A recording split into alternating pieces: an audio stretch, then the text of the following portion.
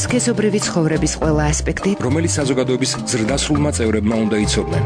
ტაბუირებული თემების საჯარო განხილვა, კომპეტენტური პასუხები, რომელიც თქვენს აქტუალურ შეკითხვებს მოყვება. რადიო იმედის ახალი ток-შოუ უფროსებისთვის. აკრძალული ხილი. აკრძალული ხილი. დაფნასთან და ზურაბ მარშანიასთან ერთად. 16 წლამდე ასაკის მოზარდებისთვის გადაცემის მოსმენა რეკომენდებული არ არის. საღამოშვიდობის, კლავაც ეთერში ვართ. ეთერშია რადიო იმედის ყოველკვირეული ток-შოუ სახელწოდებით აკრძალული ხილი, როგორც მიხვდით უკვე მე დაფნა გახლავართ.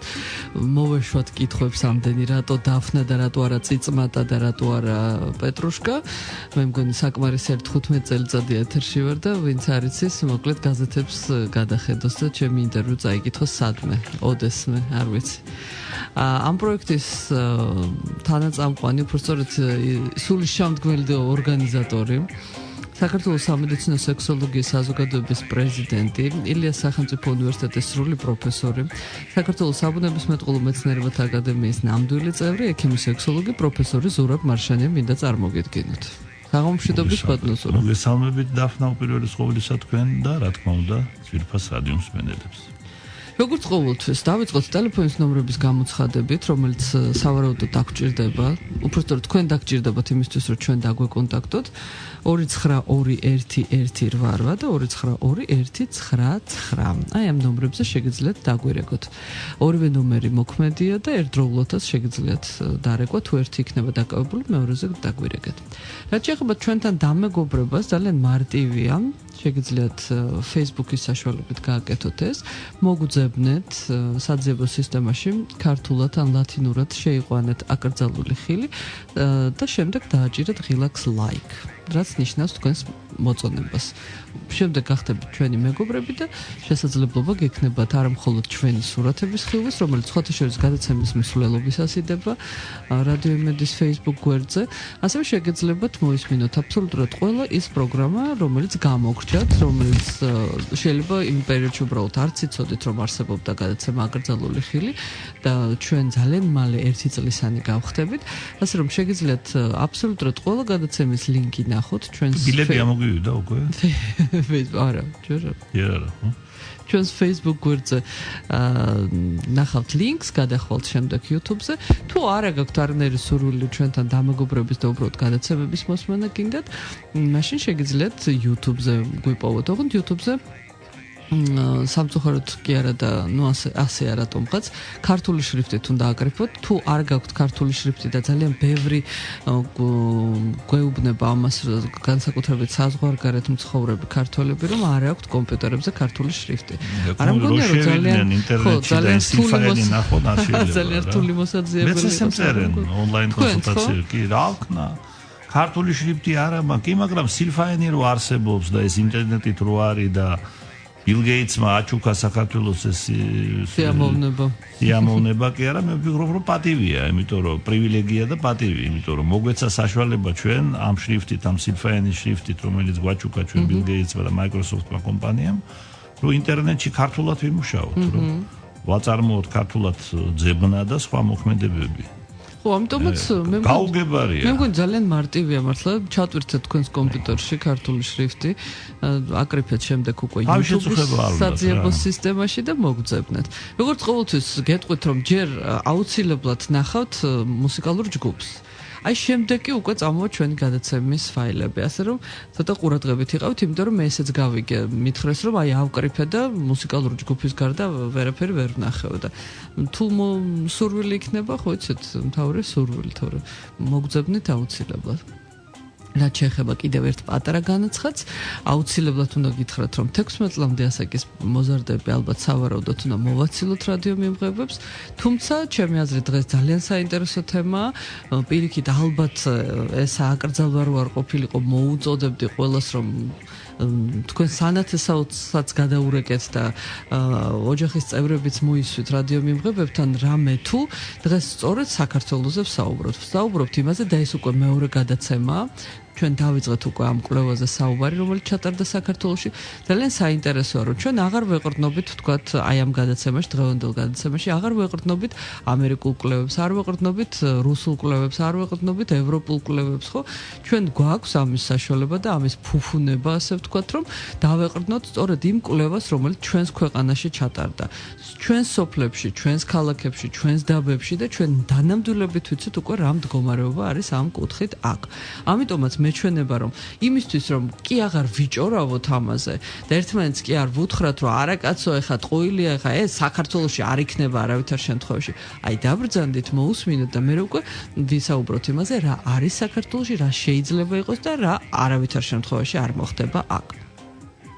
აქვე გეტყვით, რომ შეგიძლიათ გამოგვიგზავნოთ SMS-ები, რომელიც არ არის ძვირი და სწორედ იმდენი ჩამოგეჭრებათ, რამდენიც დააწესა თქვენმა მობილურმა ოპერატორმა და ჩვენი ნომერი არის 91778 91778.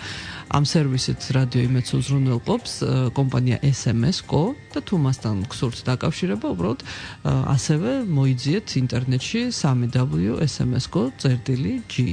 აი ის შემთხვევაში თუ მართლა ძალიან კაი სერვისია, მე არ ვიცი რა დაწესებულება შეიძლება ის დაჭირდეს, მაგრამ რახანის არსებობს და რადიოსადგურს სჭირდება, შეიძლება სხვა ორგანიზაციასაც დასჭირდეს. 91778 გადაცემის განმავლობაში აუცილებლად მე წავიკითხავ თქვენს SMS-ებს, ან მსვლელობის დროს, ან გადაცემის დასრულებამდე რამდენიმე წუთით ადრე, ყოველ შემთხვევაში ვეცდებით, რომ გაგცეთ პასუხი ყველა კითხვაზე. ხოთშურს კითხვა არის მოსული Facebook-ზეც და მე შემდგომში ამ კითხვას გავაჟღერებ, მით უმეტეს რომ ძალიან კატეგორიულად მოითხოვა მსმენელობა, ჩემი კითხვა იმედია წაკითხული იქნებაო. ყველას კითხვა იქნება წაკითხული. აუცილებლად. ბატონო ზურაბ, ჩვენ პატარა ექსკურსი გავაკეთოთ და დაუბრუნდეთ წინა გადაცემას, სადაც ვახსენეთ უკვე ის, რომ ბევრი კი ვერაფერი მოვასწარით, მაგრამ ერთი ციფრი გავაჟღერეთ. და ეს ციფრი ეხებოდა სწორედ იმას, თუ როდის იწყებს საქართველოში ახალგაზრდა სქესობრივ ცხოვრებას. როდის იწყებენ ბიჭები და როდის იწყებენ გოგოები? ნამდვილად საინტერესო საკითხია და ამ საკითხში განსაკუთრებით თვალშისაცემია ძალიან დიდი სხვაობა, რომელიც არის ჩვენ ქვეყანასა და უცხოეთის ქვეყნებს შორის. პირველ რიგში მხედველობაში მაქვს განვითარებული ქვეყნები, იმიტომ რომ ჩემს ხელთ არის მონაცემები, კვლევათა მონაცემები, რომელიც ჩატარებულია განვითარებულ ქვეყნებში, ევროპულ ქვეყნებში უპირველეს ყოვლისა. და აქ საინტერესო რა არის, იცით? საინტერესო ის არის, რომ საშუალო ასაკი სქესობრივი ცხოვრების დაწყებისა საქართველოში არის 19 წელი. სამწუხაროდ არ არის გამიჯნული ქალები და მამაკაცები, მაგრამ ამას დიდი გამიჯნა ესე იგი არ ჭირდება, იმიტომ რომ პრინციპში ეს 19 წელი საშუალოდ ოპტიმალურია იმ თვალსაზრისით, რომ მამაკაცები, რა თქმა უნდა, უფრო ადრე ღებულობენ პირველ სექსუალურ გამოცდილებას, მაგრამ მნიშვნელოვანი ის არის, თუ ვისთან ღებულობს და როგორ ღებულობს მამაკაცი და ქალი პირველ სექსუალურ გამოცდილებას. აი აქ არის დიდი სხვაობა. და სხვაობა იმაშია, რომ მამაკაცი როგორც წესი ღებულობს პირველ სექსუალურ გამოცდილებას უმრავლეს შემთხვევაში მეძავთან. და იშვიათად, შედარებით იშვიათად ღებულობს ნაკლებად უფრო სწორედ მეგობართან. და ქორწინებაში შესვლის მომენტისათვის მამაკაცების დიდ უმრავლესობას უკვე მიღებული აქვს პირველი სექსუალური გამოცდილება. ამაზე სპეციალური კვლევა რო ჩატარებული იყო, საჭიროება არც იყო, იმიტომ რომ პრინციპში ეს ისედაც ნათელია. რაც შეეხება ქალებს, 93%-ში პირველ სექსუალურ გამოცდილებას ქართველი ქალი ღებულობს პირველ საქორწინო ღამეს. ხო, პირობითად ახლა რა თქმა უნდა ეს არ არის პირველი საქორწინო ღამე ყველა ვარიანტში. შეიძლება იყოს მესამე, მაგრამ მეორე, მესამე, მეოთხე, მაგრამ მაინც პირველია რა, იმიტომ რომ როდესაც აქვთ პირველი სექსი.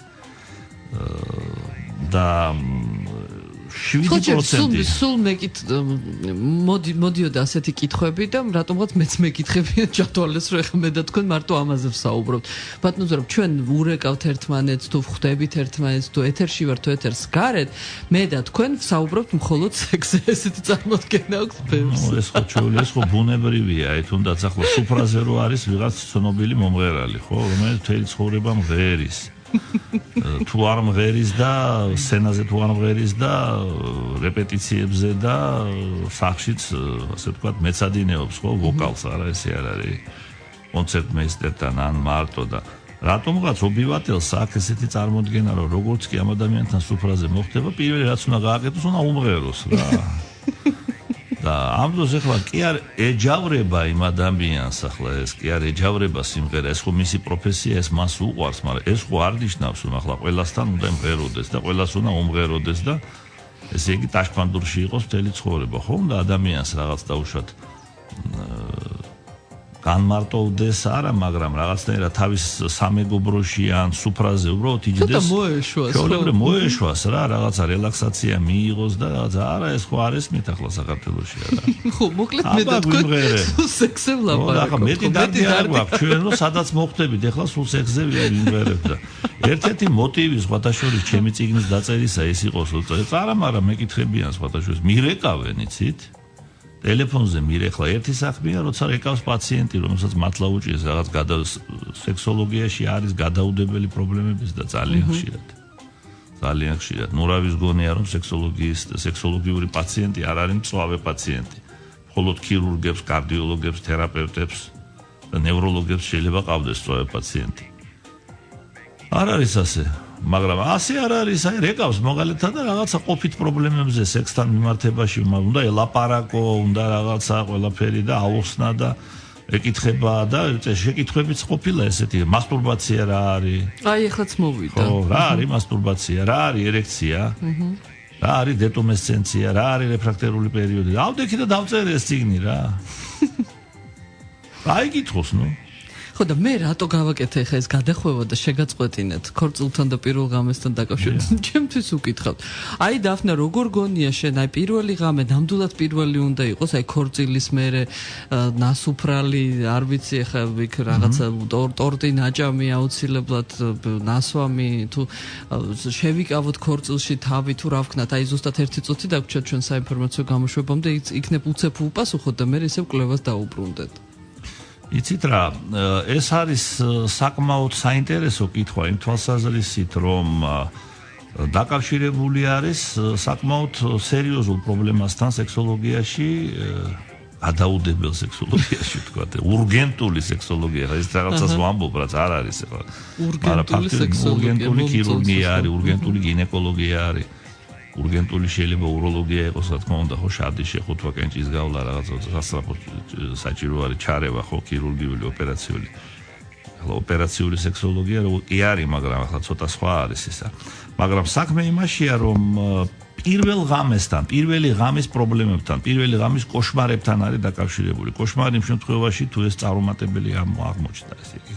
წარუმატებელი შეიძლება ქალისთვისაც იყოს და კაცისთვისაც, ახლა ამ შემთხვევაში მნიშვნელობა აქვს იმას რა არის წამყვანი რა დაუშვათ ერექციის დარღვევა თუ მაგალითად ვაგინიზმია რა და აი ამასთან არის დაკავშირებული და მთავარი რა არის იცით მთავარი არის შიში მთავარი არის შიში ესე იგი სქესობრივი აქტის შიში განსაკუთრებით დეპლორაციის შიში ქალებში რაც განპირობებული არის არაადეკვატური ინფორმირებულობით სექსუალური ცხოვრების ფსიქოგიენასთან დაკავშირებით ყველა ელოდება რომ იქნება დიდი ტკივილი საშინელება რაღაცა დეპლორაცია სისხლის დენა სისხლის გუბეები დადგება იქა და უნდა ეს რა ქვია ზეწრები უნდა გამოფინონ მერე და ტაში დაუკრას ესე იგი მთელმა ქალაქმა ან უბანმა თუ ქუჩამ არ ვიცი და იმ თავად სადღაც აი ამაზრზენად დაბალი დონე სქესობრივი განათლებისა რაც იწვევს სწორედ ამას და აი ეს მოლოდინები რა თქმა უნდა გარკვეულწილად ქმნის წინაპირობას იმისა რომ შეიკავონ თავი ხშირად მაგრამ იცით პარადოქსი შეირგო შენი ქორწილი გინდა დალიე გინდა იმღერე გინდა იცეკვე გინდა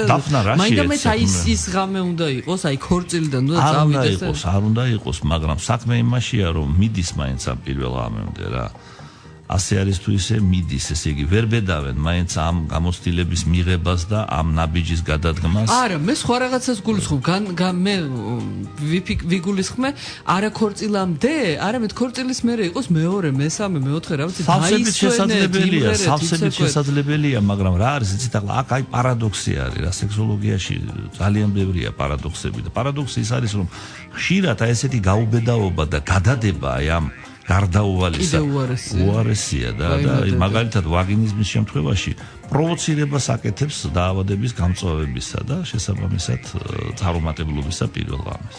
ამაზე ჩვენ გქონდა საუბარი, კი. კეთილი პატარა პაუზა, მოკლე საინფორმაციო გამოშვება, შემდეგ ვბრუნდებით. Ток-шоу უფროსებისთვის. აკრძალული ხილი. დაფნასთან და ზურაბ მარშანიასთან ერთად. აკრძალული ხილი. დავბრუნდით ჩვენ იმავე თემით, საქორწილო ამბები გავიარეთ. უკვე მესიჯებია მოსული ბატონო ზურაბ, თქვენს გასაგონად ვამბობ. კი ბატონო. უკვე ბევრია სხვათა შორის. აქავართ და რო იტყვიან სველობის პროცესშიაც შეგვიძლია რაღაცა თემაზე რომელიც არის. მე კითხება რადიო მსმენელი ქალბატონ დაფნა, კითხვები მინდა დავუსვათ თქვენ სტუმარს და სწორად თუ ვაგზავნიო, სწორად აგზავნით ბატონო ჩემო. მინდა უბრალოდ ის გითხრათ, რომ ბატონ ზურაბი არ არის სტუმარი, ბატონ ზურაბი არის აი ამ პროექტის აკრძალული ხილის ინიციატორი, ის მოვიდა რადიო იმედში და შემოგთავაზა ესეთი პროექტის წაყვანა და მე უბრალოდ აი გვერდს ვუმშვენებ, ასე ვთქვათ. და ვკითხულობ თქვენ გასაოცარ SMS-ებს, გასაოცარი ენით დაწერილს. გამოგვიგზავნეთ რა თქმა უნდა, არა მართლა ზოგიერთი სასაცილოა, მაგრამ ვცდილობთ ხოლმე რომ ყველას ძალიან სერიოზულად ვუპასუხოთ. 1-2 იყო ჩემპიონს რო ვეძახით, ხო ისეთი გაწითლებასთან დაკავშირებით, განსაკუთრებით ექიმო ყველაფერზე ვწითლდები და მისი ბრალი. ახსოვთ ჟურნალ კრაკადაში. მოკლედ, თუ ეხლა ხანს შემოგვიერთდით, ჩვენი SMS ნომერია 917778. მე ვარ დაფნა. ბატონი ზურაბი, გახლავთ საქართველოს სამედიცინო სექსოლოგიის საზოგადოების პრეზიდენტი, ილიას სახელმწიფო უნივერსიტეტის სრული პროფესორი, საქართველოს საბუნებისმეტყველო მეცნიერებათა აკადემიის ნამდვილი წევრი, ექიმი, სექსოლოგი და პროფესორი და მეტი რა ვთქვათ და რა გიყოთ მეტი. მოგწერეთ, დაგვისვით კითხვები და ბატონი ზურაბი მაქსიმალურად ეცდება რომ გიპასუხოთ. ეხლა აი ესე დისტანციურად დიაგნოზს ნუელოდებით, ეს მარაზმია. მოკლედ მარტო დიაგნოზს ველოდებოდნენ, განკურნებასაც ელოდებიან. აბა წამლები და როდის განვიკურნები მაგწამლებით და ახლა დისტანციურად საერთოდ ახლა როგორ იცით ეს ხო თვითმკურნალობას ნიშნავს და ეს ნიშნავს რაც არის კატასტროფა მე რომ კატასტროფა სახიფათოა იმიტომ რომ ექიმის პროფესია ზუსტად ის არის რომ მკურნალობის პროცესი იყოს ესე იგი მონიტორინგის ქვეშ კონტროლის ქვეშ. თქვენ იცით რომ საქართველოში ძალიან ბევრი ადამიანი ვინც ამბობს არ ვენდობი ექიმს და თვითონ მკურნალობს რამდენიც გინდათ ვიცი რომ არის და აი სავალალოდ თავდება ეს მე მაინც ექიმთან მოდის საბოლოო ჯამში და ექიმი არ ვიცი მაგრამ ერთ-ერთი ყველაზე ხშირად გამოგზავნილი SMS-ი არის როგორ დავიგრძელოთ 100 და ჩვენ მქონდა უკვე იმაზე საუბარი რომ თუნდაც თვითმკურნალობასთან უბრალოდ თემატურად გამახსენდა ახლოს არის რამე თუ თქვენ ამბობდით ბატონო ზურაბ ხო ინტერნეტში იყიდებაო რაღაცა სავარჯიშო გირივით რაღაცა დანაგვიანებულია ინტერნეტი არა მარტო ქართულენოვანს ნაკლებად ეხება განსაკუთრებით რუსულენოვანში კითხულობენ უფრო რა რუსულენოვანშიც და არის ესეთი როგორი მავნებლური ხასიათის ინფორმაციები. ხო, იმიტომ რომ თქვენ ამბობდით მოტეხილობას იწვევსო და ვარჯიშები ასოს დასაგრძელებელი და როგორც წესია ეს ძალიან საეჭვო საიტებზეა, რომელიც გადატვირთულები არიან, ასე ვთქვათ, პორნოგრაფიითაც სხვათა შორის და ეს ხო იცით რაც არის არა, ეს არის ასე ვთქვათ, ინტერნეტის ჭირი ალბათ. მაგრამ სამწუხაროა ის ახლა ამ შემთხვევაში ვისთვის ჭირი და ვისთვის ფულის კეთების ხო რა ეგ არის ზუსტად პორნოგრაფია ამ შემთხვევაში არის ბოროტება ნამდვილად არ არის უყუროს რა მაგრამ როდესაც აი ესეთი სახის რეკომენდაციები იწერება და ამას ეგება ძალიან ბევრი ესეთი არ მინდა ეს სიტყვა ბრიყვი ვიხმარო მაგრამ ბრიყვია აბა რა ადამიანი რომელიც თავის ჯანმრთელობას საფრთხეში აგდებს სერიოზული საფრთხის ქვეშ აყენებს და საჭიროდ ართვლის ექიმს შეეკითხოს ესე იგი ვინც ეკითხება კიდე კაირო ეკითხება იმდენი კითხვა მოდის ჩვენ შეძლებს დაგვარად პასუხობთ და აი ეს ყოველგვარი манипуляციები ასოს დაგრძელებასთან დაკავშირებით კიდე ერთხელ მინდა ხაზი გაუსვა ეს არის უაღრესად მავნე და სახიფათო ჯერეთი სანამ ასოს იგრძელებს ეს დალოცვილი რა მანამდე მივიდეს რა ჩვეულებრივად აი აქ ნამდვილად არ არის სავალდებულო სექსოლოგთან მისვლა რა ეს უროლოგიური პრობლემაა მინდა წყლის ეს ქირურგიული პრობლემაა თუ რაღაცა ქირურგიული ჩარევა ჭირდება ამ პლასტიკური ჩარევა პლასტიკური ქირურგიისა ხო ეს უნდა გადაწყვიტოს ქირურგმა რა იმდენი სექსოლოგი ყავს ცოტა თორე ქირურგი და უროლოგი რამდენი ძგინა იმდენია და კვალიფიცირებულებიც არის ძალიან ბევრი და მივიდეს აჩვენოს თავისი ასო ჯერ კაცო იქნება არ არის ეს არა მე მგონი მაინც ძალიან სწორად swamენ ამ კითხვას და გეტყვით რატომ ლოგიკურია იმიტომ რომ გამომდინარე მათი მენტალობიდან პატარა ასოთი ხალი ვერ კმაყოფილდება. ეს ერთ-ერთი ის დიდი მითი, რომელსაც ვამსხვრევთ ვერ დავამსხვრიეთ. ეს საზოგადოდ ხო, სქესობრივი განათლების, ასე ვთქვათ, უმდაბლესი დონის მაჩვენებელი. ხო და ამიტომაც უნდა დაგრძელება, თორე რა პრობლემა არის?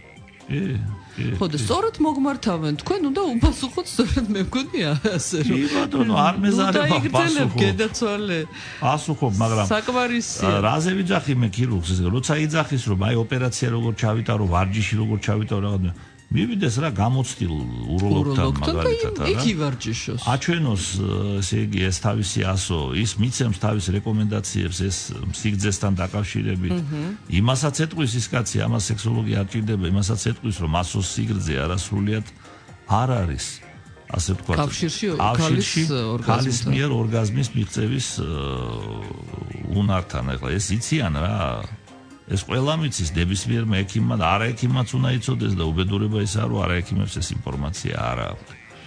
ასე რომ იმედია ჩვენ ვახერხებთ იმათ რომ ადამიანის ჯანმრთელობას ესე იგი ხიფათი როცა ემუქრება ის ავაცილოთ რა პრევენციას პროფილაქტიკას ალბათ ვახერხებთ ჩვენ თელ რიგ შემთხვევებში. ბატონო სწორედ აი რაზეც საუბრობთ ამაზე არის SMS-ი მოსული. გამარჯობა ძალიან გთხოვთ დამეხმაროთ ვარ 28 წლის მამაკაცი ძალიან მალე ვეგზნები და უნებურად მალევე ვანთხევ სპერმას სექსზე საუბრითაც კი ძალიან პატარა პენისი მაქვს და არის რაიმე ესეთი საშუალება რომ გამეზარდოს გთხოვთ მირჩია.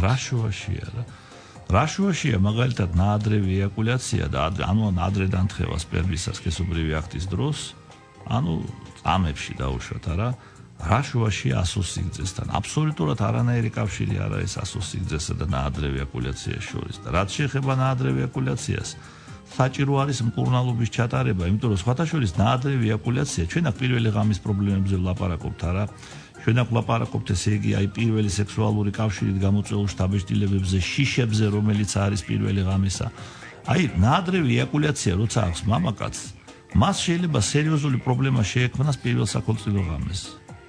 იმიტომ რომ ნაადრევი დანთხევა სპერმისა რა.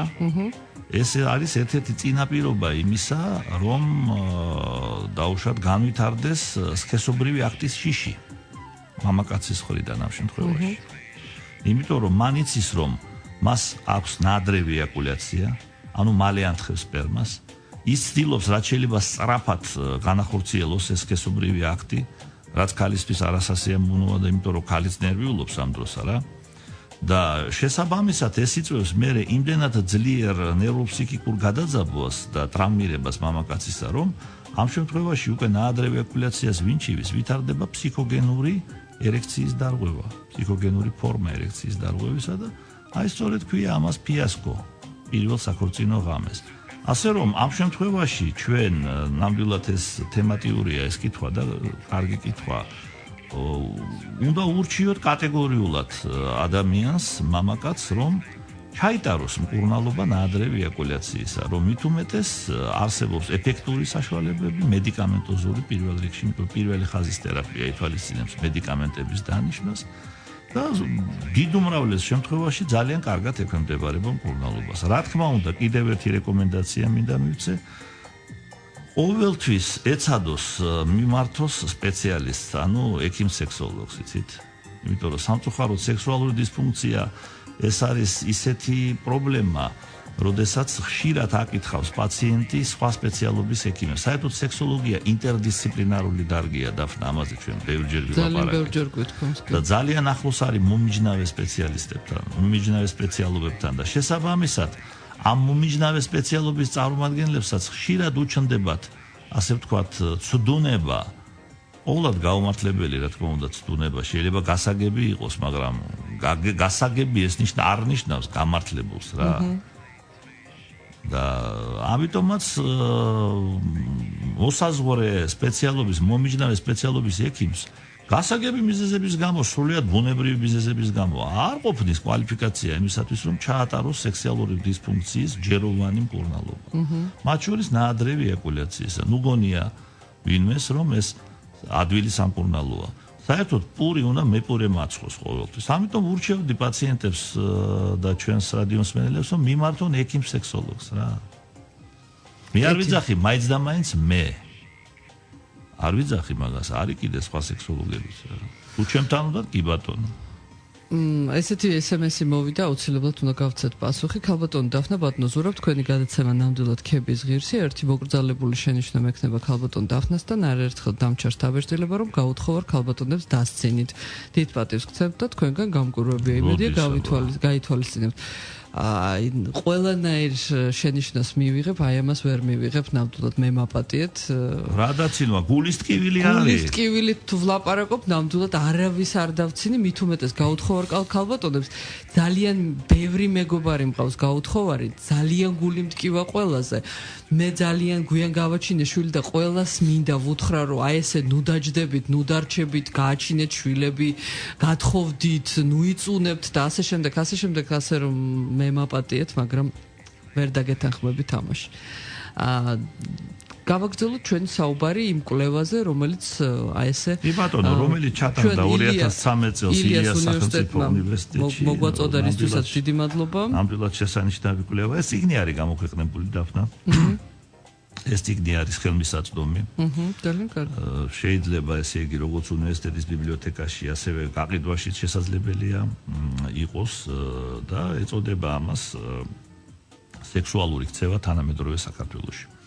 ესე იგი რა არის აი საინტერესო, აი ერთი მონაცემი, რომელიც გამოკვლეულია ზუსტად აი ამ ასე ვთქვათ, ამ კვლევის დროს და მე მოგახსენეთ, რომ ეს 2000 ადამიანზეა გაკეთებული საქართველოს ყველა რეგიონში, რომ ეს კვლევა ის სოციოლოგიურად არის და ეს სოციოლოგიური კვლევაა რა, ამას ექიმები არ აკეთებენ, მაგრამ სოციოლოგიები სარგებლობთ მაგით, ჩვენ მოგეხსენებათ, რომ სოციოლოგია არის სექსოლოგიის მეტად მნიშვნელოვანი მდგენელი.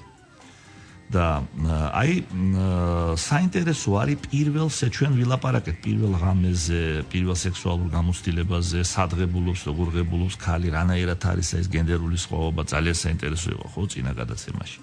აი ახლა მინდა გავამახვილო ყურადღება მე აი შთაბეჭდილებებზე, რა შთაბეჭდილებას იღებს, ესე იგი და რა განცდა ეუფლება მამაკაცსა და ქალს პირველი სექსუალური აქტის დროს. როდესაც ღებულობს პირველ სექსუალურ გამოცდილებას. მე ხას უსვამ, ეს შესაძლებელია იყოს პირველ საქორწინო ღამესაც, ხო?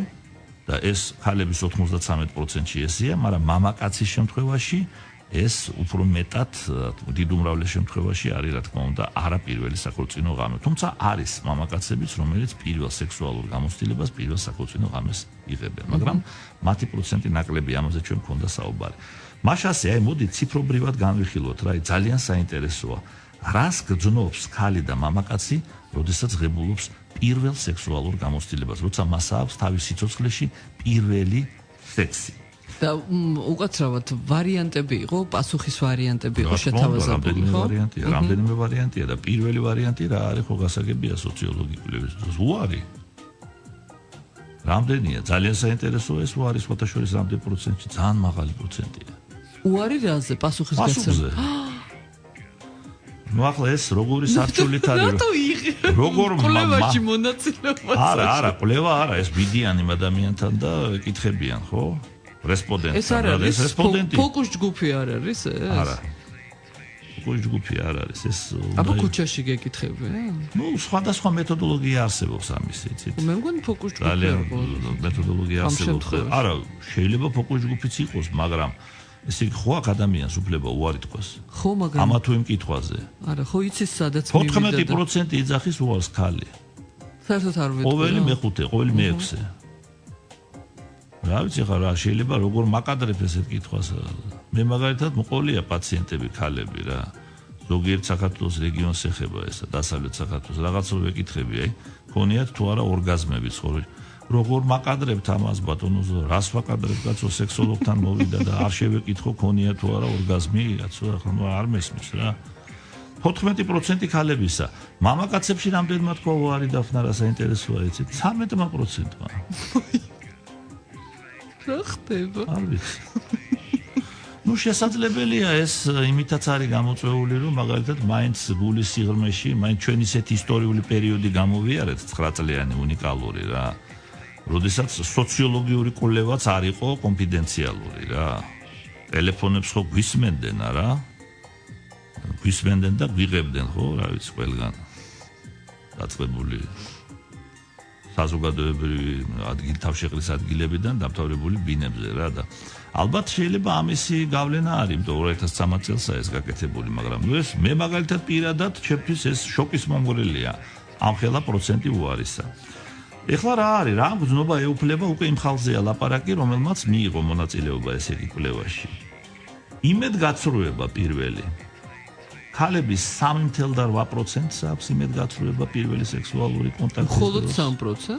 4%-ს დაახლოებით 3.8%. მე რომ ვკითხოთ ცოტა. და მამაკაცების 2.2%. მამაკაცები ორჯერ უფრო იშვიათად რჩებიან იმედგაცრუება. ნუ გასაგებია ეს იმედგაცრუება რას ნიშნავს? რა არის იმედგაცრუება ქალის მხრიდან? ეს არის პრობლემური. ეს არის პრობლემური პირველი სექსი. ეს შესაძლებელი არის ძლიერი ტკივილი, ვაგინიზმის გამო, როგორც წესი, დიდ უმრავლეს შემთხვევაში, იმიტომ ხა მე ძალიან დიდი გამოცდილება მაქვს მაგხრივ რა. ძალიან ბევრი პაციენტია ჩემთან, რომელიც ამ ჩივილებით მოდის, ამჟამადაც არიან კურნალობაზე. დღესაც იყვნენ. ესე იგი ეს ალბათ ეს კატეგორიაა რა. რაც შეეხება მამაკაცებს გასაგებია, აქ ლაპარაკი შეიძლება იყოს ერექციის დარღვევაზე. ერექციის დარღვევა, ფიასკო, აი ეს არის იმედგაცრუება. ახლა მეორე არა, მე რადგან სხვა რაღაცა ვიფიქრე ახლა უცებ. იმედგაცრუება რა თვალსაზრისით, იცით, შეიძლება ამ ქალისგან უფრო მეცელოდა და იმედი გაუცრუდა მამაკაცს. არ მგონია. ეს არ არის ესე იგი რა არის ხო მე თქვენ ხო გითხარით რომ ეს ექიმების გაკეთებული არ არის ეს სექსუალური ეს აი ამიტომაც უფრო ვფიქრობ რომ ექიმის გაკეთებული რა ხარ არ არის ალბათ მომავალში როდესაც ექიმები ჩავერთვებით მაგაში და მე ჩავერთვები 100%-ში მაგსაკითხში პირობას გაძლევთ აი მაშინ იქნება აი ზუსტად აი ეს პირველი არის ეს ფუნდამენტი რომელიც ჩატარებულია მე იმედი მაქვს რომ ჩვენი უნივერსიტეტი კიდე ჩაატარებს ამ კვლევებს და მე ჩავერთვები მაშინ აი მე უკვე რაღაცნაირად ესე იგი ჩვენ ამის დეფინიცია უფრო გავშლით არა ესე იგი აი კონკრეტულად აი რითი არის ეს გამოწვეული მაგრამ ამ შემთხვევაში აი მე როგორც ობივატელმა ეხა უცებ პირველი რაც მომივიდა თავში აი ეს მომივიდა რომ მამაკაცის იმედგაცრუება შეიძლება ყოფილიყო ეს არა მხოლოდ ფიასკო ამ შემთხვევაში მხოლოდ ფიასკო სირცხვილი ну სიცხვილი გასაგებია ქალების თითქმის 26% 25.7% ეს გასაგებია ახლა ну ჩვენი ქალები 93%-ში ასე ვთქვათ პირველ საქორწინო ღამეს ღებულობენ ამ გამოცდილებას და ну ეს ბუნებრივიც არის ხო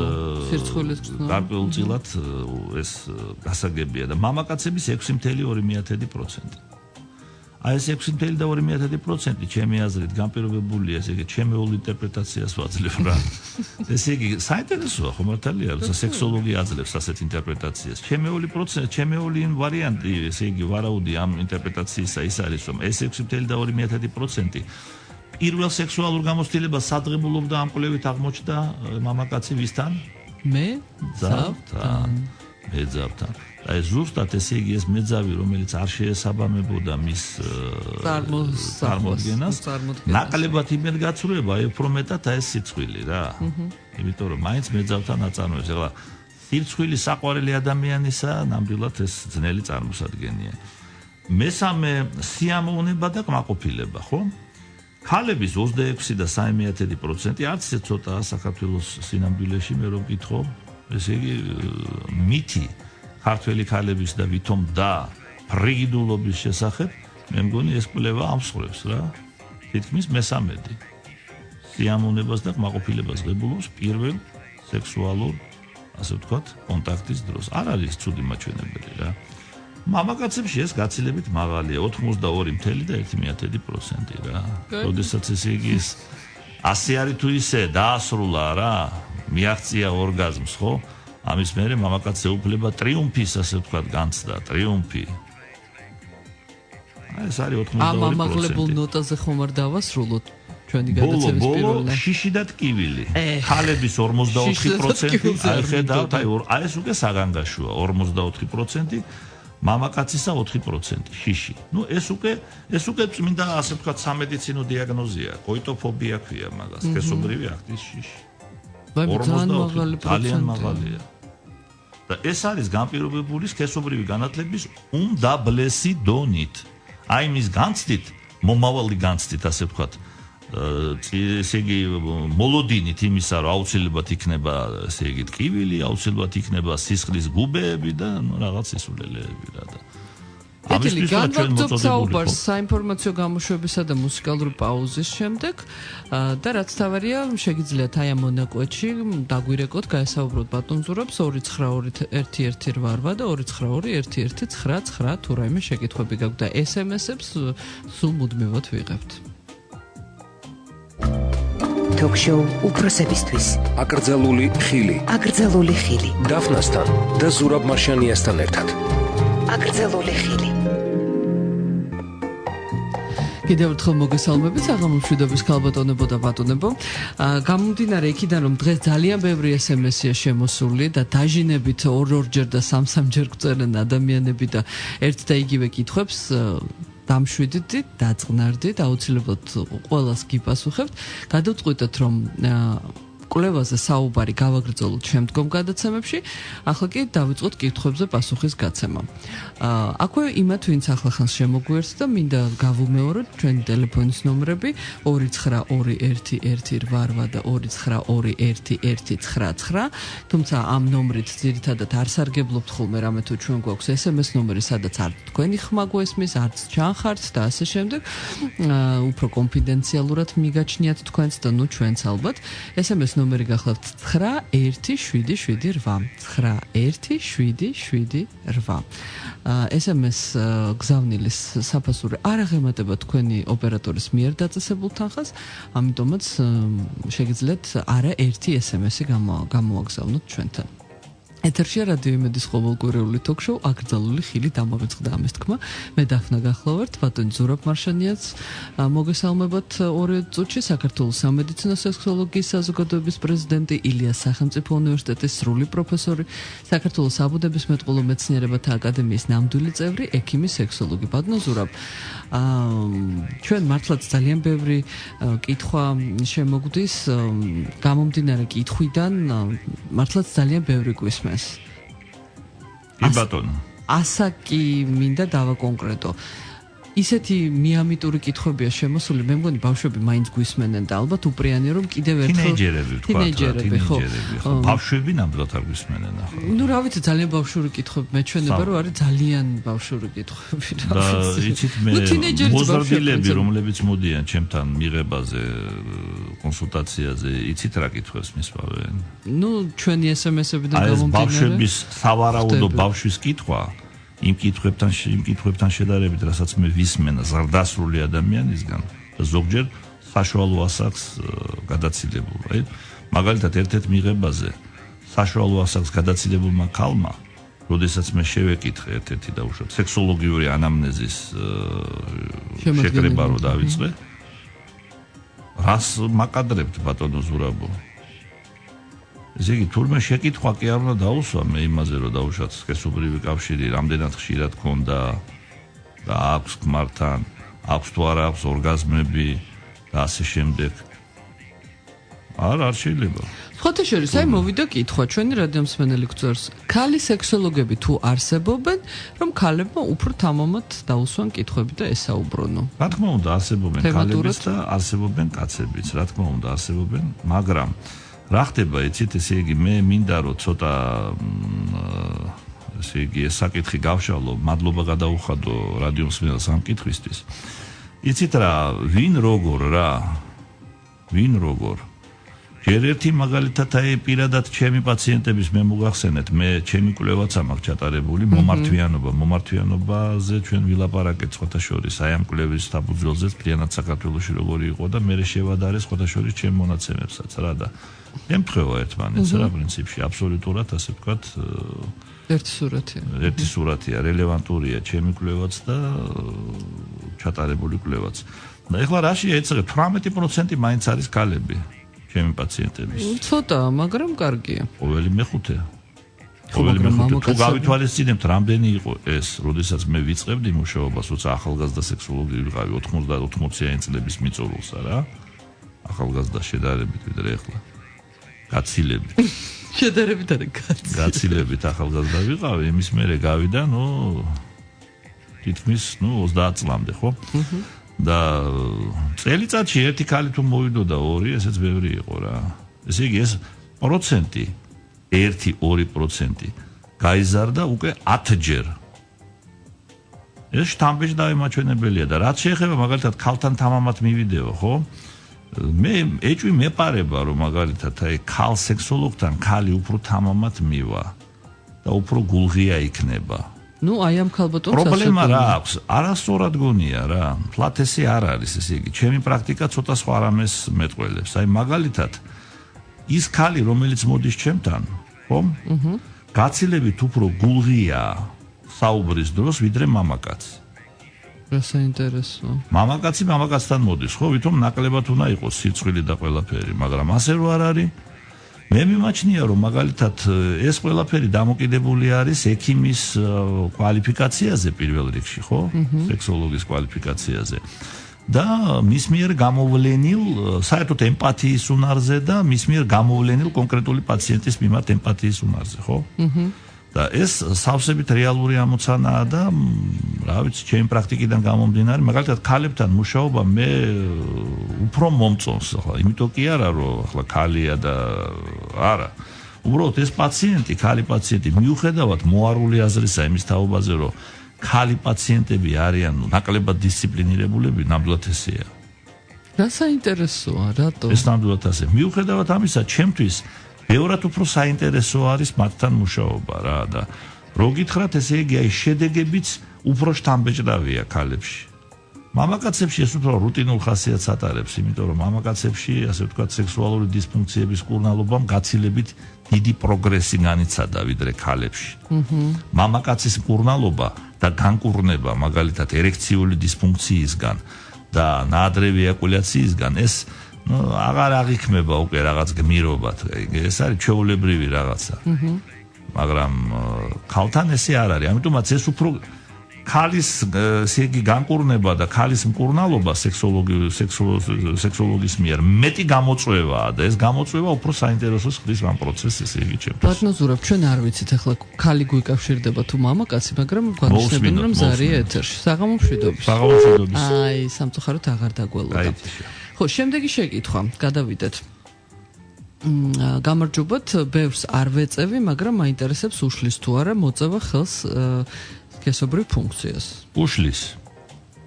უშლის და საკმაოდაც უშლის. წინა გადაცემაზე მოგწერეთ. არის კვლევები, რომელიც ესე იგი ადგენს კორელაციას ერექციულ დისფუნქციასა და თამბაქოს ზომაზე მეტად მოხმარებას შორის. ახლა წელიწადში ერთხელ თუ გააბოლა ადამიანი. არა, ბევრს თუ არ ეწევა, ახლა ზოგმა შეიძლება წელიწადში ერთხელ გააბოლოს, არა, კვირაში ერთხელ. თუ ვარ 18 წლის, ჯერ ქალთან სექსი არ მქონია და რამდენად არის ოპტიმალური, რომ პირველი სექსუალური გამოცდილება მივიღო მეძავთან? სამწუხაროდ ალტერნატივა ხშირად არ რჩება. იმიტომ რომ ქორწინებამდელი სექსის პრაქტიკა საქართველოში ჩვენ ეს შევეხეთ მაგას, ხომ? ხონდა მაგ თემაზე ლაპარაკი, რომ ეს აბსოლუტურად მიუღებელია საქართველოს მოსახლეობის უმრავლესობისათვის ქორწინებამდელი სექსი, თითქმის 2/3-ისთვის. და ეს 2/3 რო ავიღოთ მაგალითად საქართველოს სოფლებზე და პროვინციულ ქალაქებზე, ეს 2/3 90%-ზე ადის. თბილისში ცოტა სხვა ვითარებაა. აქედან გამომდინარე ქორწინებამდელი სექსი არა. მეგობარ გოგონასთან ურთიერთობა ქორწინების გარეშე ასევე მიუღებელია ჩვენი მოსახლეობისთვის და ესე იგი ალტერნატივა არ რჩება მეძავთან მისვლას. სხვა საქმე ის არის, რომ რა თქმა უნდა ურჩიო რადიომსმენელს, რომ აუცილებლად კონდეს დაცული სექსი ყველა ვარიანტში. და მიმზიდველი მაინც იყოს ეს მეძავი რა, რომ ცოტა გული მიუვიდეს. ხო. და შესაბამისად ესე იგი ძალიან დიდი მნიშვნელობა აქვს პირველი სექსის წარმატებულობას. პირველი სექსუალური გამოცდილების ხარისხს, პირველი სექსის ხარისხს, ესე იგი მის ასე ვთქვათ კმაყოფილების ხარისხს ჩვენ ხო ვთქვით არა 82-მა და 1-მა მეათედმა ქართველი მამაკაცებისა კმაყოფილება მიიღეს და ბედნიერები იყვნენ სექსის მერე. აი ამ გრძნობას დიდი მნიშვნელობა აქვს. თუ ეს არ არის ნეგატიური გამოცდილება, ხშირად ხდება ფსიქოგენური, ასე ვთქვათ, სექსუალური დისფუნქციის მიზეზი. ამიტომაც აი ამას ახლა მე ახლა სრულიად არ ვამბობ რაღაც დაუშვათ გასაგიჟებელ და არაჩვეულებრივ რაღაცას, მაგრამ მე მაინც მოუწოდებ ჩვენ ახალგაზრდებს 18 წლის იქნება თუ მეტის თუ ნაკლების, რომ მოემზადოს პირველი სექსისთვის. პირველი სექსი არ უნდა იყოს სპონტანური. რაოდენ გასაკვირიც არ უნდა იყოს ეს. ეს უნდა იყოს კარგად მომზადებული, რომ იყოს კარგი, რომ მთელი ცხოვრების განმავლობაში ამ პირველ სექსზე პოზიტიური, ასე ვთქვათ, აი 82%-ში უნდა მოხდეს ის და სასურველია, რომ ეს 82% 100-მდე ავიდეს რა და ეხლა თვითრეკლამად ნუ ჩამითვლით, მაგრამ მიმაჩნია, რომ აუცილებელია პირველი სექსის წინ კონსულტაცია სექსოლოგთან. ამითი ძალიან ბევრი გართულებების აცილება შეიძლება თავიდან. არა მარტო პირველ საქორწინო ღამემდე არის აუცილებელი, პირველი სექსუალური გამოცდილების მიღებამდე არის აუცილებელი. რათა თავიდან ავიცილოთ ფიასკო, ანუ წარუმატებლობა პირველი სექსის დროს, რომელიც როგორც მოგახსენეთ, გარკვეული, ასე ვთქვათ, რისკები შემცველია. ჩვენ Facebook-ზეც მოგვდის კითხვები და ეგ ჩვენს მსმენელს და Facebook მეგობარს აქვს ორი კითხვა. ორსულობის დროს შეიძლება თუ არა ანალური სექსიო? ეს პირველი კითხვა. როგორ უნდა მოემზადოს ქალი ანალური სექსისთვისო? სასურველია თუ რა უყნის გაკეთება? ამ დროს ქალი ნაჭამი უნდა იყოს თუ უჭმელი გაზიანი სასმელების დალებაო არ შეიძლებაო? მომზადებულა კარგად. ჩვენი რადიოს მენელი და ძალიან კარგია, როდესაც ავლენს სქესობრივი განათლების ესეთ დონეს. რაც შეეხება ანალურ სექსს ორსულობის დროს, რატომ ანალური სექსი ორსულობის დროს სავსებით შესაძლებელია ვაგინალური სექსის ჩატარებაც რა? უბრალოდ რა არის იცით? ვერ ეშვება. არა, ნუ ანალურიც შესაძლებელია რა, ანალურიც შესაძლებელია და ვაგინალურიც შესაძლებელია. არანაირი ამ დროს აკრძალვა არ არის, მაგრამ ჩემი რჩევა რა იქნება? ჩემი რჩევა იქნება ის, რომ საერთოდ ორსულობასაც გააჩნია. რამდენი თვის არის ორსულობა? როგორი არის მიმდინარეობა, პათოლოგიურია თუ არაპათოლოგიური, გამიგეთ? რამდენად ანამნეზში, ანუ წარსულში ქონდა თუ არა მას სპონტანური, ანუ თვითნებური, ასე ვთქვათ, აბორტები. ბევრი მნიშვნელობა აქვს რა, მედიცინაში არ არის ესე იგი ესეთი მყარი პარადიგმები, იცით? აი, ყველა პაციენტი არის უნიკალური და ამ შემთხვევაში ყველაზე მეტი ინფორმაციას ვიმფლობს რა. გადამისამართება უნდა გავაკეთო მე რა. გინეკოლოგი, მე ან გინეკოლოგი რა, მას მიმართოს რა. სექსოლოგი ხო ყველაფრის სპეციალისტი ვერ იქნება რა. კი, მე რაღაცა ვიცი და რაღაც შევას ვაძლევ, მაგრამ იმ ადამიანმა ჩემზე მეტი იცის მაგ სფეროში და მას მიმართოს რა. რაც შეეხება ანალური სექსისათვის მომზადებას, აუცილებელი პირობა ანალური სექსის ჩატარებისათვის, რომ ის იყოს უსაფრთხო, იმიტომ რომ უამრავი კითხვები მომდის, მომართავენ კიდევაც რომ არის ხოლმე სისხლდენა, არის ხოლმე ლორწოვანის დაზიანება, ბოასილის კვანძების დაზიანება ანალური სექსის დროს, ჩვეულებრივი ამბავია რა. ლუბრიკანტები უნდა იყოს გამოყენებული. ეს ლუბრიკანტი უნდა იყოს ხარისხიანი ლუბრიკანტი, რომელიც ასე ხელმისაწვდომია რა ეს ახლა. ყველგან არის აფთიაქებში იყიდება. აბსოლუტურად, ახლა უკვე საკმაოდ ბევრი გელი ლუბრიკანტები არის შემოსული, მათ შორის ბაქტერიოციდული თვისებებიც გააჩნია ბევრს, რაც მისასალმებელია. მთავარი არის ლუბრიკანტი, დანარჩენი ეს გამწმენდი ღონისძიებები და რაღაცები ეს რო იტყვიან up to you. Up to them. კეთილი, მოკლე საინფორმაციო გამოშვება ჩვენ ეთერში და შემდეგ განვაგრძობთ კითხვებზე პასუხს. Talk-show უფროსებისთვის.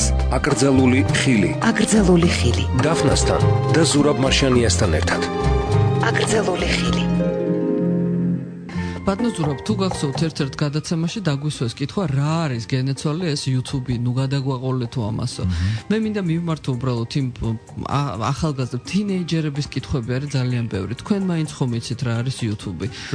აკრიფეთ YouTube-ში აკრძალული ხილი და თემატურად, აი რა კითხვებზეც პასუხის მიღება გინდათ, ხო? ძალიან ბევრი კითხვა არის ისევ პირველ ღამეზე. თითქმის ყველა კითხვა არის პირველ ღამეზე. არის ეს გადაცემა დევს YouTube-ზე, თქვენ პაციენტი გირეკავთ ბატონო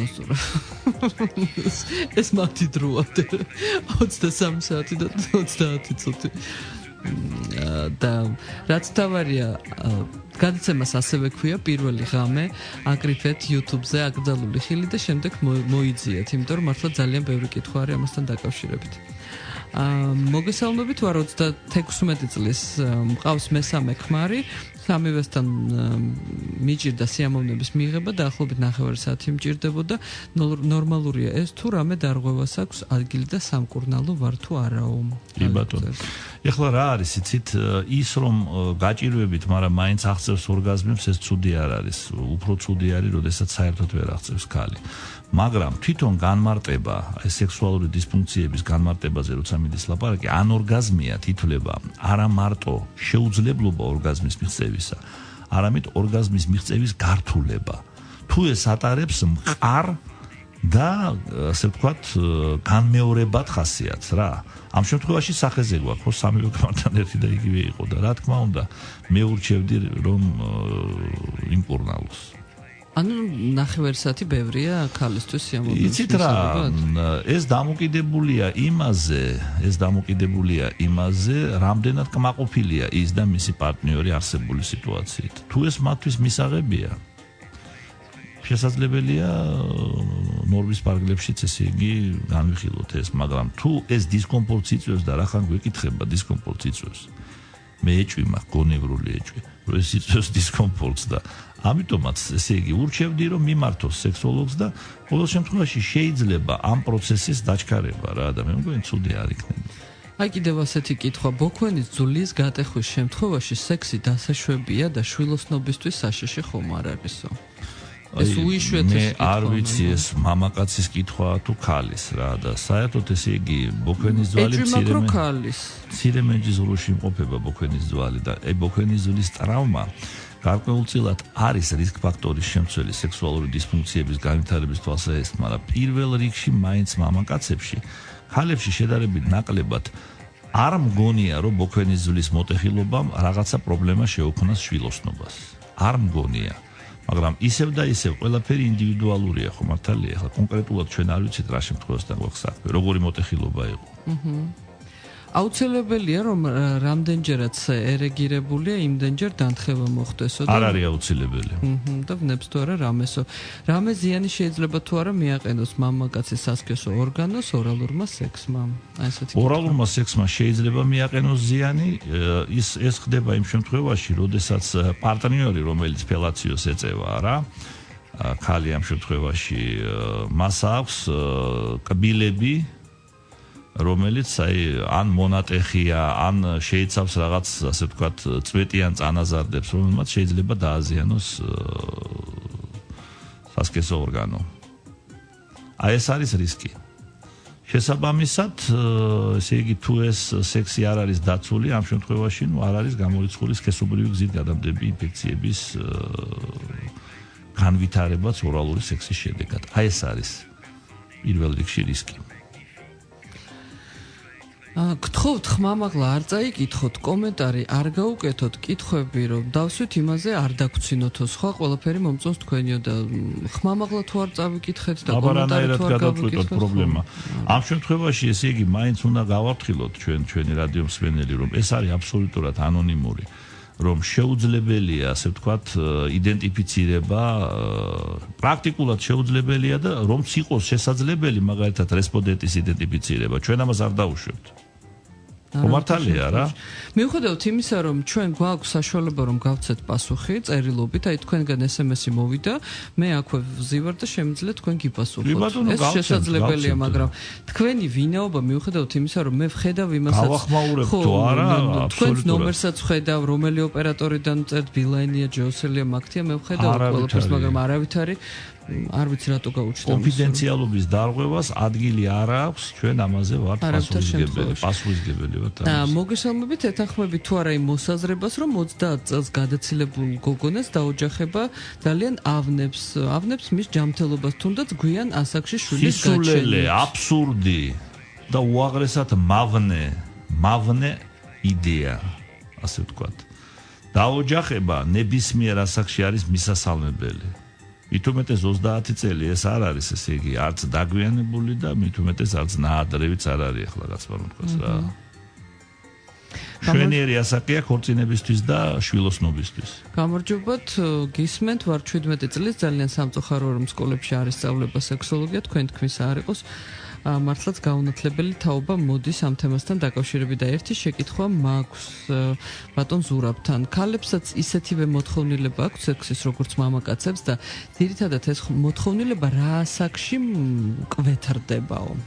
აი მივესალმები ახლა ამ ყმაწვილის იმედია 16 წელს მიღწეულია ნამდვილად რა. ყოველ შემთხვევაში სქესობრივი განათლების საკმაოდ მაღალი დონე ჩანს მისი კითხვიდან. რა თქმა უნდა, ქალსაც უნდა სექსი და მამაკაცსაც. აი აქ კვლევა სხვათა შორის ძალიან საინტერესო კვლევაა, ჩვენ ვერ მოვასწარეთ იმის გახმოვანება, მაგრამ მაინც თემატიურია. აი რამდენად ხშირად ფიქრობს მამაკაცი სექსზე და ქალი სექსზე. დიდი სხვაობა. კაცი ფიქრობს გაცილებით უფრო ხშირად, მამაკაცი ქალი ფიქრობს გაცილებით უფრო იშვიათად. მაგრამ სურვილი სექსისა აქვს ორივეს. მამაკაცის სურვილი სექსისა განსაკუთრებით იმ პერიოდში, როდესაც ეს არის პირველი სექსუალური გამოცდილების მიღება, გაცილებით მეტია. მაგრამ აი რატო აღმაწვილის კითხვა კარგი? ასაკთან ერთად ეს მდგომარეობა რადიკალურად იცვლება. ასაკის მატებასთან ერთად განსაკუთრებით 30-35 წლის მერე კაცის ესე იგი სურვილი სექსისა და სქესობრივი ლტოლვა, ანუ ლიბიდო, კლებულობს, ქალისა კი ან მატულობს, ან სტაბილურად მაღალ დონეზეა საკმაოდ დიდი ხნის განმავლობაში. ყოველ შემთხვევაში არ კლებულობს, რა და იქ უკვე რაღაცნაირი აი მაკრატლის პრინციპი მუშაობს, იცით, უკვე ერთმანეთს შორდება. ესე იგი მამაკაც ესე იგი იმდენად აღარ აქვს ძლიერი ლიბიდო, ქალს უკვე მეტი აქვს და ეს გარკვეულად დისჰარმონიის შესაძლებლობას და რისკს შეიცავს და ასეთ პირობებში მაგალითად ზოგს ეშინია რომ აი ცოლი რომ ქორწინების დროს ასაკით უფრო მეტი იყოს ხმარზე ხომ არ მოხდება ის მერე რომ ესე იგი იქნება დისჰარმონია პირიქით თუ ჩვენ აი ამ ასე ვთქვათ ფსიქოფიზიოლოგიას სექსუალობისა რაც მე წარმოგიდგინეთ არა გავითვალისწინეთ პირიქით ეს უკეთესი არის სიყვარულის გარეშე სექსის შეცდომაო გვეკითხებიან სექსოლოგის რეკომენდაციაო მაინტერესებსო და იგივე ადამიანის SMS-ე სრულფასოვანი სექსისთვის სიყვარული გადამწყვეტია თუ არა გოგონა საინტერესებს იცით რა ეს ამას წყვეტავს თვითონ ადამიანი და მოდით პირად ცხოვრებაში ადამიანებისა ჩავერევით თუ ადამიანი ეს იქნება ყმაწვილი ბიჭი თუ იქნება გოგონა თვლის რომ სიყვარულის გარეშე მას შეუძლია რომ კონდეს სექსი და მისთვის ეს მისაღებია მან უნდა მიიღოს ეს გადაწყვეტილება და არავის არ აქვს უფლება ჩაერიოს თუ პირიქით მიაჩნია რა თქმა უნდა პატივსაცემია ესეც და ესე პრაქტიკულად შესაძლებელია თუ არა სიყვარულის გარეშე რა თქმა უნდა შესაძლებელია 21 წლის ვარო და ვერ გამიგიაო ორალური სექსითო რა სიამოვნებას იღებს მეძავიო და ვინ თქვა რომ მეძავი არ იღებს სიამოვნებას ნამდვილად ესე იგი აი ეს კვლევები რომელიც ჩატარებულია უცხოური კვლევები ესე იგი ჩვენთან არ ჩატარებულა ჯერ ესეთი კვლევები ის ცალსახად მეტყველებს ერთ რაღაცას რომ მეძავთა დიდ უმრავლესობას კლიენტებთან ასე ვთქვათ სექსის დროს არც კმაყოფილების გზნობა ეუფლებათ და მით უმეტეს ორგაზმებსაც ვერ აღწევენ. სრულიად საპირისპირო სურათია, როდესაც მათ სექსუალურ პარტნიორთან აქვს სექსი. მაგრამ შეიძლება ორალური სექსითაც ღებულობდეს, ასე ვთქვათ, ეს ქალი, რომელიც მეძავის პროფესიას მისდევს, არა? ჩვეულებრივ სექსუალურ პარტნიორთან არა ღებულობს სიამოვნებას ორგაზმებსაც ადვილად აღწევს და შესაძლებელია ორალური სექსითაც იყოს ასე ვთქვათ კმაყოფილი თავის პარტნიორთან და არა კლიენტთან და ბიჭმა მოგწერა უკვე მე-13 გწერთ და მიპასუხეთ თუ შეიძლება მასტურბაცია მავნებელია თუ არა მასტურბაცია არ არის მავნებელი განსაკუთრებით თინეიჯერულ ასაკში მაგრამ ძალიან მავნებელია მუდმივი ფიქრი იმაზე რომ მასტურბაციამ შეიძლება ავნოს ჯანმრთელობას ამან შეიძლება ძალიან დიდი ზიანი მიაყენოს როგორც მამაკაცის, ასევე ქალის სქესობრივ ჯანმრთელობას. და კიდევ ერთი და იგივე მე გვეტყვიან რომ დავცინით, არავის არ დავცინით, მაგრამ ცოტა ყურადღებით არ ვიცი მე რამდენად უნდა ვთქვათ. გვწერენ ისევ მე მაქვს 12 სანტიმეტრი და თუ შევძლებ რომ ქალიშვილის აპკი დავარღვიო, ხო? არა, დარღვევას დაკმაყოფილებაზე აღარ. შეძლებს, შვილო, ესე იგი. ნამდვილად შეძლებ, იმიტომ რომ გაცილებით ნაკლებიც 10 სანტიმეტრიც რო იყოს და 11 სანტიმეტრიც ერეგირებულ მდგომარეობაში სავსებით საკმარისია და საკმარისზე მეტია რომ დაირღვეს ჯეროვნად საქალწული აპკის მთლიანობა. ნუ ნერვიულობ. საინტერესო რაღაცა. ძალიან გთხოვთ მიპასუხოთ 19 წლის ვარ გაუთხოვარი და მაინტერესებს როგორ იკარგება ქალიშვილობა. ამის შიშით ბიჭს უარი ვუთხარი ცოლობაზე. ძალიან გთხოვთ მიპასუხეთ. სამწუხაროდ ხშირია ესა. ჩვენ ვნახეთ აი რამდენ პროცენტზე უფლება ქალებისა. ჩვენ ეს პროცენტი თითქმის 30%-ზე ავიდა რა თუ არ ვცდები. ძალიან მაღალი იყო. ძალიან მაღალია ეს პროცენტი, აი მას ეწოდება კოიტოფობია, ანუ 44 იყო. 40, ნუ კოლოსალური ციფრი იყო რაღაცა, ჩემთვის შოკის მომგვრელი მართალი მოგახსენოთ რა. და ეს ზუსტად განპირობებული არის რითი, იცით? განპირობებული იმითი, ზუსტად რითიც განპირობებული არის კითხვა აი ჩვენი რესპონდენტისა. სქესობრივი განათლების დაბალი დონით. არანაირი ტკივილი, მნიშვნელოვანი შეიძლება პატარა დისკომფორტი ოდნავ ტკივილი იყოს, მაგრამ გაცილებით მეტი არის დადებითი ემოციები დეფლორაციის დროს, ვიდრე უარყოფითი. იცით, აი რო არ იყოს აი ეს შიში, აი ეს არანორმალურად არაადეკვატურად ესე იგი დიდი შიში, გეუბნებით რა უმრავლესობა ესე იგი გაცილებით უფრო იოლად გადაიტანდა ამ პირველი ღამის პრობლემებს გოგონებისა.